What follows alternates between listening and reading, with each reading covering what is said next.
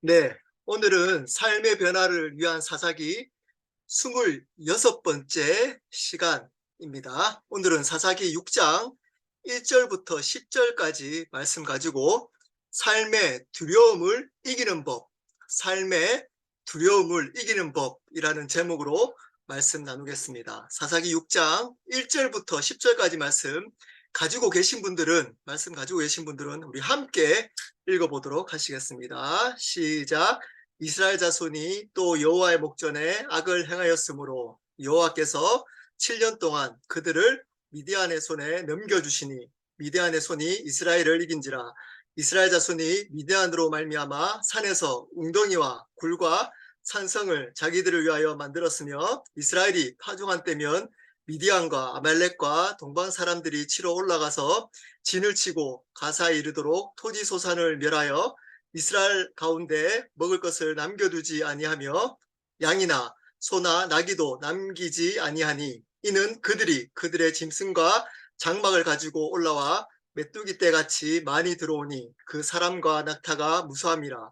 그들이 그 땅에 들어와 멸하려 하니 이스라엘이 미디안으로 말미암아 궁핍함이 심한지라. 이에 이스라엘 자손이 여호와께 부르짖었더라. 이스라엘 자손이 미디안으로 말미암아 여호와께 부르짖었으므로 여호와께서 이스라엘 자손에 한 선지자를 보내시니 그가 그들에게 이르되 여호와께서 이같이 말씀하시기를 이스라엘의 하나님 내가 너희를 애굽에서 인도하여 내며 너희를 그 종 되었던 집에서 나오게 하여 애굽 사람의 손과 너희를 학대하는 모든 자의 손에서 너희를 건져내고 그들을 너희 앞에서 쫓아내고 그 땅을 너희에게 주었으며 내가 또 너희에게 이르기를 나는 너희의 하나님 여호와이니 너희가 거주하는 아모리 사람의 땅의 신들을 두려워하지 말라 하였으나 너희가 내 목소리를 듣지 아니하였느니라 하셨다 하니라. 아멘. 네, 오늘은 이제 사사 기드원 첫 번째 시간으로 삶의 두려움을 이기는 법이라는 제목으로 말씀 나누겠습니다. 오늘부터 이제 사사 기드원에 대해서 말씀을 나누겠습니다. 우리 1절부터 우리 차례대로 한번 보도록 하겠습니다. 1절 제가 읽겠습니다. 이스라엘 자손이 또 여호와의 목전에 악을 행하였으므로 여호와께서 7년 동안 그들을 미디안의 손에 넘겨 주시니. 여러분, 사사기에 계속적으로 반복하고 있는 모습입니다. 이스라엘 자손이 또 사사 드보라가 40년 동안 치리할 때는 하나님을 섬겼다가 드보라가 죽고 나서 또 하나님 앞에 악을 행하였습니다. 여기서 악이 뭘까요? 바로 가나안의 우상들을 섬긴 겁니다. 하나님을 섬기지 아니하고 가나안에 있는 우상들을 또 섬기기 시작했습니다. 근데 7년이라고 나와 있습니다. 여러분, 7년이라 그래서 짧아 보이지만 그전에는 20년이었잖아요. 그러니까 짧아 보이지만 사실은 그 강도가 만만치 않습니다.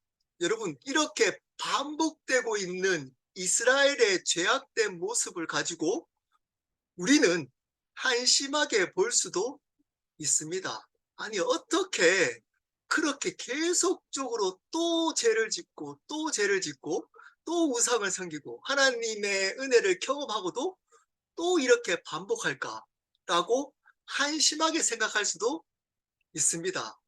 그렇지만 여러분의 모습을 자세하게 냉정하게 한번 살펴보시기를 바랍니다. 그들은 사사 드보라가 있은 40년 동안은 하나님을 헌신적으로 섬기기라도 했습니다. 여러분들께 한번 질문해 보겠습니다. 여러분들은 하나님을 몇 년이라도 헌신적으로 섬긴 적이 있으신가요? 여러분의 모든 삶을 들여서 하나님을 섬긴 삶이 있으신가요? 몇 년이 아니라면 여러분 올해 몇 달 정도 정말 마음을 다하고 여러분의 삶을 다해서 하나님을 전적으로 우상을 섬기지 아니하고 하나님을 전적으로 섬긴 기억이 있으신가요? 몇 달이 아니더라도 여러분, 오늘 하루를 한번 살펴보십시오. 여러분들은 오늘 하루 하나님께 전적으로 시간을 드린 시간이 얼마나 되나요? 여러분, 어쩌면 이 모습은 우리의 모습일 수 있습니다. 이렇게 계속적으로 반복해서 죄를 짓고 있는 이 모습이 너무나 정확하게 우리의 모습일 수 있다는 겁니다. 자, 2절입니다. 미디안의 손이 이스라엘을 이긴지라 이스라엘 자손이 미디안으로 말미암아 산에서 웅덩이와 굴과 산성을 자기들을 위하여 만들었으며, 그래서 하나님은 또 우상을 섬긴 그 이스라엘 백성들을 벌합니다. 이것도 반복되는 거죠. 죄의 결과로 이루어진 겁니다. 하나님께서 또 이스라엘 백성을 치시는 겁니다. 여러분, 죄를 범하는데도 아무 일이 없다라고 좋아하시면 안 됩니다. 하나님을 전적으로 섬기지 아니하고 이 세상을 쫓아서 삶을 살아가는데도 아무 체벌이 없다고 기뻐하시면 안 되는 겁니다. 하나님께서 이스라엘 백성이 하나님을 떠나니까 왜 벌을 내리실까요? 왜 또 이렇게 치실까요? 이스라엘 백성이 하나님의 백성이기 때문입니다. 여러분, 여러분들이 하나님과 관계를 단절하고 하나님 앞에 죄를 범하면 하나님은 여러분을 치셔야지만, 벌을 처벌해야지만 하나님이 여러분을 사랑하시는 겁니다. 아무 일이 없다는 것은 여러분을 그냥 방치하는 겁니다. 또 이렇게 하나님께서 그 이스라엘 백성들을 치십니다. 미디안의 손에 붙이신 겁니다. 이스라엘이 또 미디안에 있는 족속에게 점령을 당했습니다. 미디안은 이스라엘 나라의 동쪽 편에 광야 지역에 있었던 족속입니다. 그랬더니 이제 미디안에게 점령당했던 이 이스라엘 백성들은 어떻게 한다고요? 산에 올라가서 웅덩이와 굴과 삼성을 자기들을 위하여 만듭니다. 그들은 이제 자기의 힘으로 자기를 지키려고 합니다. 자기의 능력으로 자기를 지키려고 합니다. 산에 올라갑니다. 그래서 숨으려고 웅덩이와 굴을 팝니다. 그들의 침략을 막으려고 산성을 짓습니다. 누구를 위하여?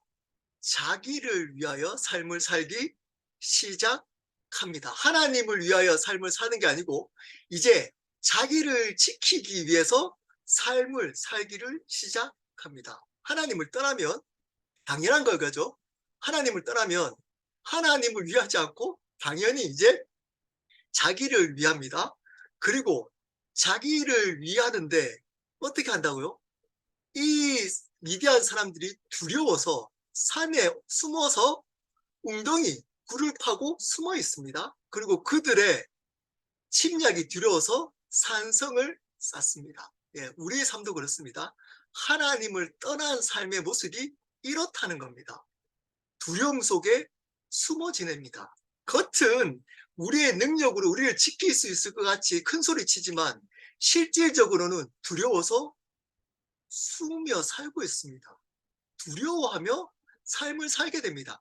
자기를 위하여 사는 삶은 반드시 두려움이 있다는 겁니다. 여러분, 두려움이 생기면 그때부터 이 세상에 지기 시작하는 겁니다. 3절입니다. 이스라엘이 화종한 때면 미디안과 아멜렉과 동방 사람들이 치러 올라가서 4절입니다. 진을 치고 가사에 이르도록 토지 소산을 멸하여 이스라엘 가운데 먹을 것을 남겨두지 아니하며 양이나 소나 나귀도 남기지 아니하니. 이스라엘 백성들이 나중에 추수하려고 묘종을 심으려고 할 때 어떻게 한다고요? 이 미디안과 아말렉 족속이 힘을 합치고 동방 사람들까지 끌어들여 가지고 그 이스라엘 백성들을 치러 올라간다는 겁니다. 그래서 어디까지? 가사에 이르도록 토지 소사를 멸하다. 그들이 먹을 것까지 다 없애 버린다는 겁니다. 심지어 가축도 다 죽여 버린 겁니다.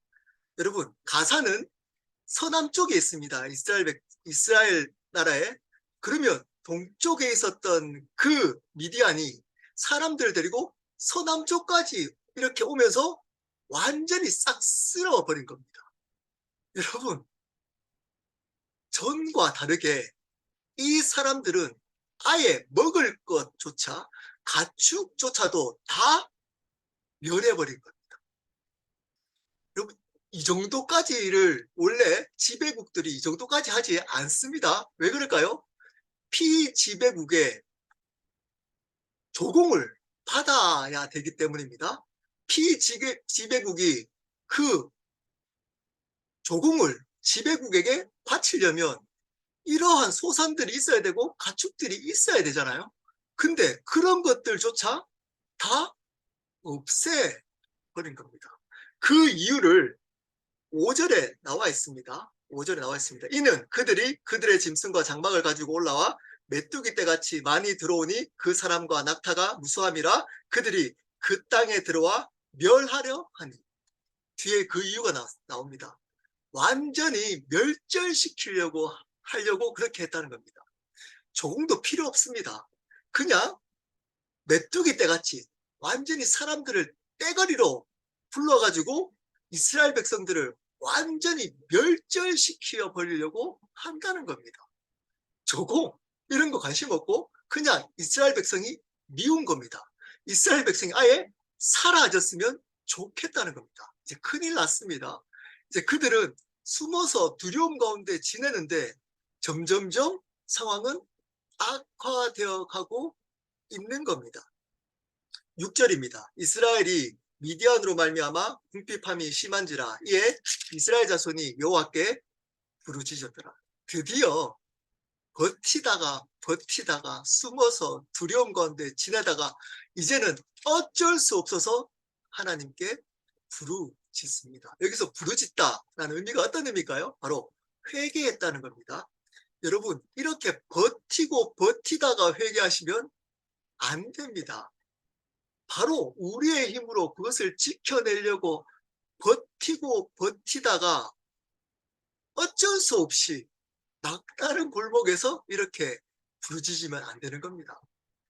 우리는 바로 문제가 생겼을 때 회개하고 하나님 관계를 반드시 돌아봐야 하는 겁니다. 근데 이들은 버티다가 점점 상황이 어쩔 수 없이 그들의 힘으로 그들을 이길 수 없는 상황까지 가서 하나님께 부르짖습니다. 회개합니다. 7절입니다.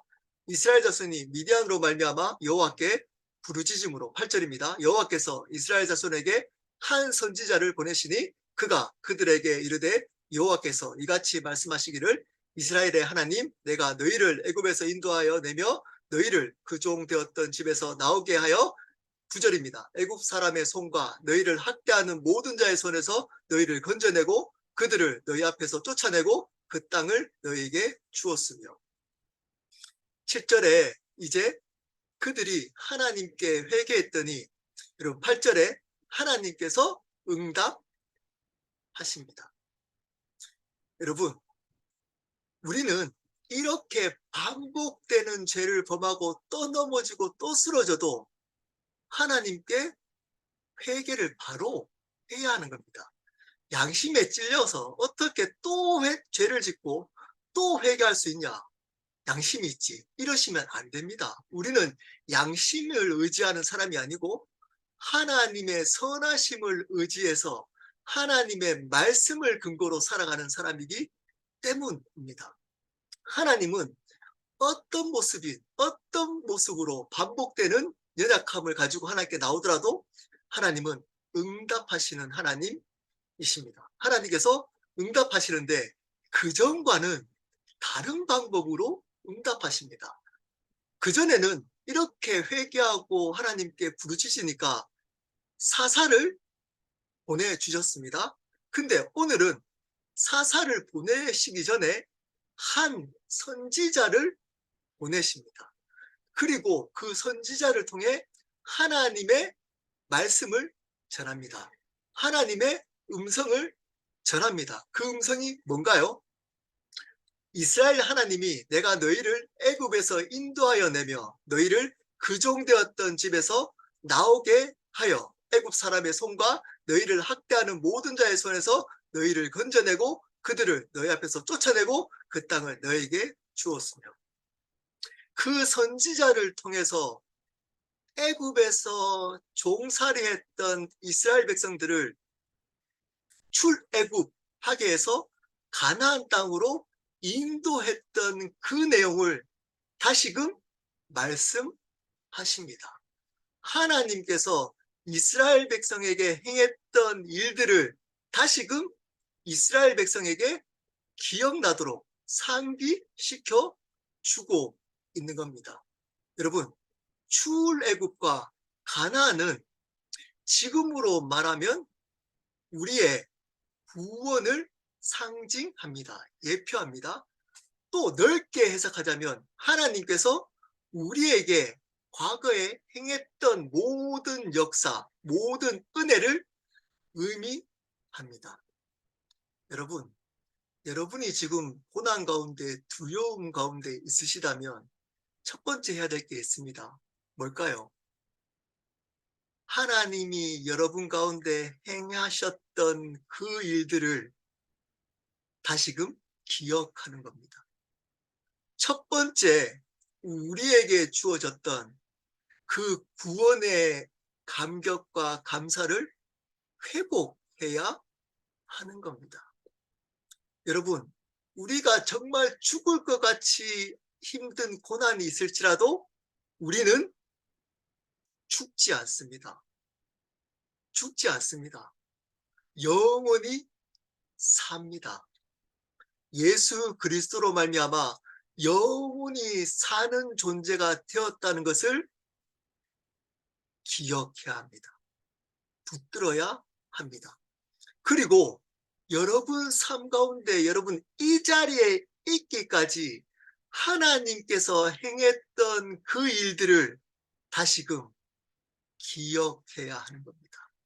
여러분, 지금 상황에 승리하려면 하나님이 과거에 행하셨던 그 은혜를 다시금 기억해야 하는 겁니다. 왜 기억해야 할까요? 그 하나님이 그 과거에 여러분 죽을 것 같은 사망의 음침한 골짜기를 다닐 그때도 여러분을 지금 이 자리까지 인도하셨던 그 하나님이 지금의 고난도 이기게 하셔서 반드시 영원한 천국, 영원한 나라까지 인도해 가실 것이기 때문입니다. 그 과거를 기억해야 지금 역사하시는 하나님을 신뢰할 수 있기 때문입니다. 그러므로 기억해야 합니다. 기억하고 기억해야 이길 수 있습니다. 그리고 오늘 제일 중요하다고 생각하는 10절 말씀 보겠습니다. 10절입니다. 내가 또 너희에게 이르기를 나는 너희의 하나님 여호와이니 너희가 거주하는 아모리 사람의 땅의 신들을 두려워하지 말라 하였으나 너희가 내 목소리를 듣지 아니하였느니라 하셨다 하니라. 오늘 이 10절 말씀을 통해서 이 이스라엘 백성들이 왜 우상을 섬겼는지에 대해서 나옵니다. 여러분 한번 찾아보실까요? 이들이 왜 우상을 섬겼을까요? 한번 생각해 보시기 바랍니다. 10절 말씀 가지고 오늘 중요한 말씀으로 시작합니다. 나는 너희의 하나님 여호와다. 나는 너희의 하나님 여호와다. 여러분, 이 말씀이 우리 심령에 심겨져야 합니다. 이 말이 뭘까요? 나는 너의 삶과 생명을 주관하고 다스리시는 주님이시다. 나는 너 삶을 책임지는 아버지 되신다. 여러분, 이거를 믿어야 하는 겁니다. 자, 근데 이 이스라엘 백성들이 우상을 섬겼던 이유가 뒤에 나옵니다. 너희가 거주하는 아모리 사람, 이 아모리 사람은 그 가나안 땅에 있는 사람을 대표하는 겁니다. 가나안의 땅의 신들을 두려워하지 말라고 했는데 그 말을 듣지 않았다는 겁니다. 그러면 어떻게 했다고요? 두려워했다는 겁니다. 여러분, 이 이스라엘 백성들이 가나안 우상을 섬겼던 이유가 뭐라고요? 하나님을 두려워한 게 아니고 이 가나안에 있는 이 우상, 신들을 두려워했기 때문에 그들을 섬겼다는 겁니다. 두려움 때문이라는 겁니다. 여러분, 우리의 모든 문제는 이 두려움으로부터 시작됩니다. 두려우면 그 두려워하는 그 대상을 섬깁니다. 두려우면 그 두려워하는 대상을에게 묶여서 그 우상을 섬기며 살아가게 됩니다. 돈의 문제가 생깁니다. 그러면 돈을 두려워합니다. 그러면서 어떻게 되죠? 돈을 섬기며 살아갑니다. 돈에 묶여서, 돈 버는 것에 묶여서 돈에 살아갑니다. 자, 건강에 문제가 생깁니다. 그러면 이 건강의 문제가 두려워져서 건강을 위해서만 포커스하고 살아갑니다. 건강을 우상으로 묶여가지고 건강을 섬기며 살아갑니다. 사람들 관계가 두려우면, 사람이 두려우면 사람에 묶여서 사람을 위해서 살아갑니다. 사람을 우상으로 살아갑니다. 옆에 있는 배우자가 두려웠기 시작하면 그 배우자에게 묶여서 배우자를 우상으로 섬기며 살아갑니다. 배우자의 기호에 맞춰서 그 삶을 맞추려고 살아갑니다.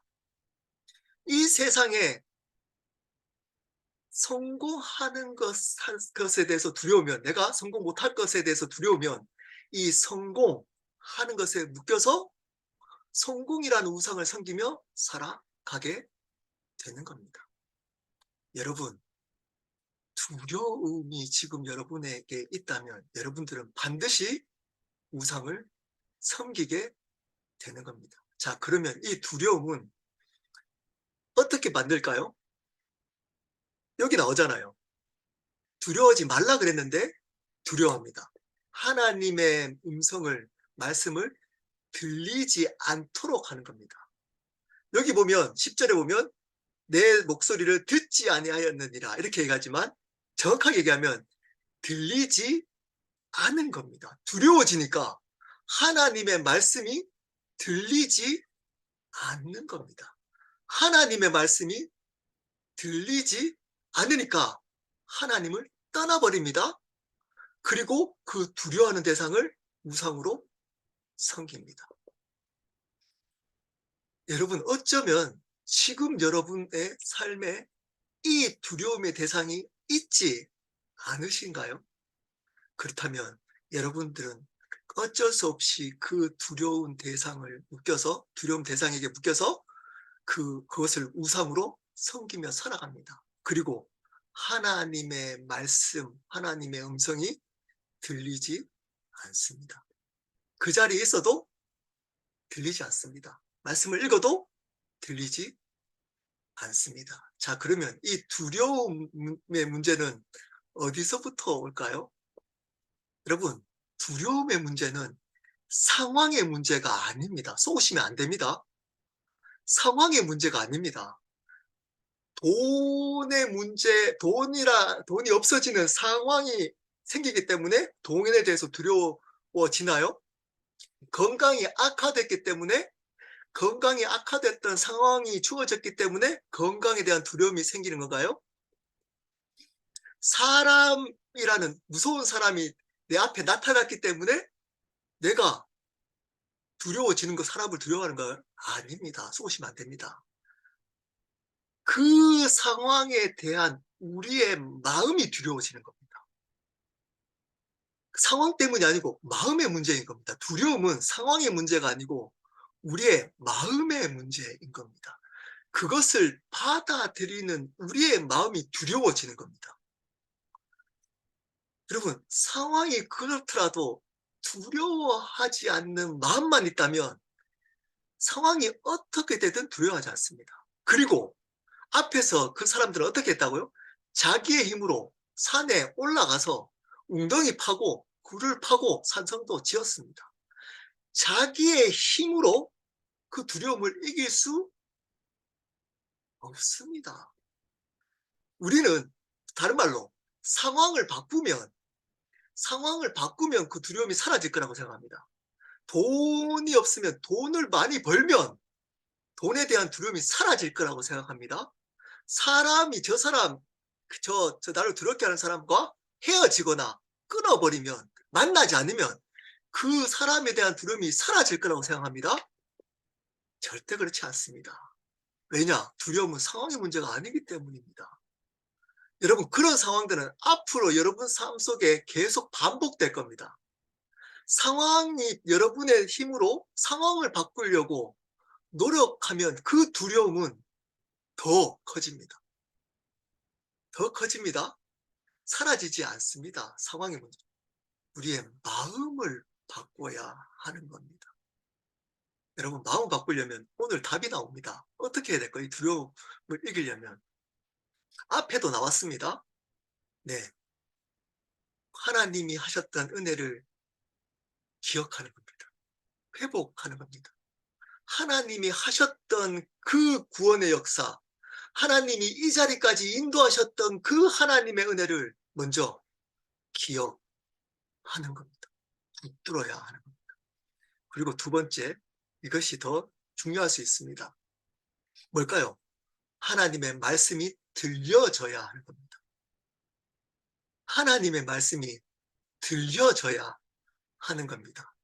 여러분, 하나님의 말씀이 여러분 마음 가운데 들려지지 않으면 두려움은 마음속에 떠나가지 않습니다. 사람 때문에 두려워했던 사람이 사람을 없애버리면 갑자기 건강 때문에 두려워집니다.